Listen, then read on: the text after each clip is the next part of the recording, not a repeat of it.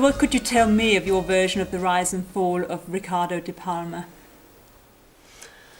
The boom came about 10 years ago when I bought a shell company called Beck and I decided to enter the fruit business. Sicilian citrus fruit production was in ruins at that time and I saw an opportunity to help my homeland out of a crisis. Within a few months, Beck's shares had risen by 85p and I'd made a profit of nearly £4 million on my original investment of just £250,000. But why did the share prices increase so dramatically? You couldn't have begun trading so quickly. I honestly don't know. By that stage I'd gained such a reputation with outside investors, I guess.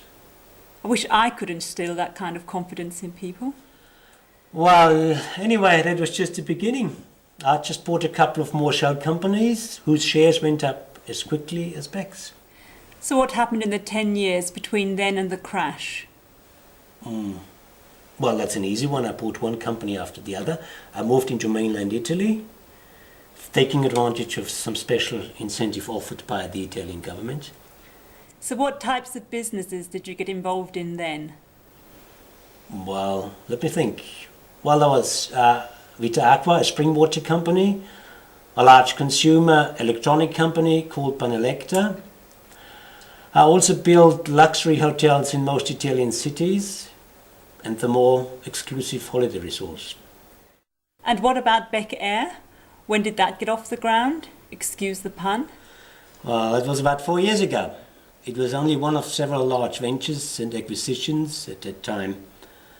My borrowings across all my companies rose massively to pay for these. Some criticized me for this, but I was never one to sit still.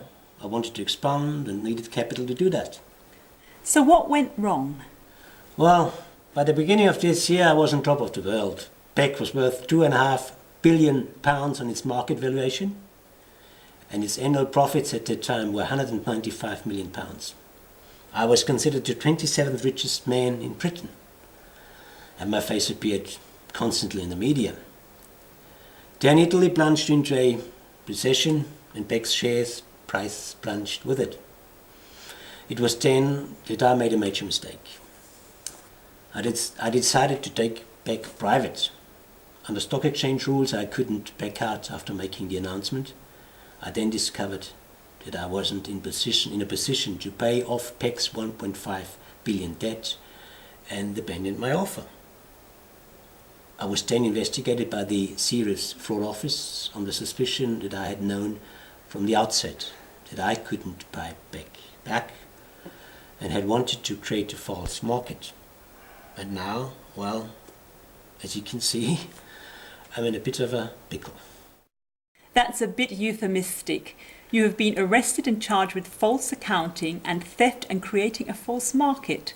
The company has been forced to liquidate as much as it can to meet the £4.5 million bail and the antique furniture in your head office in London. You've lost everything, Mr. dePalma.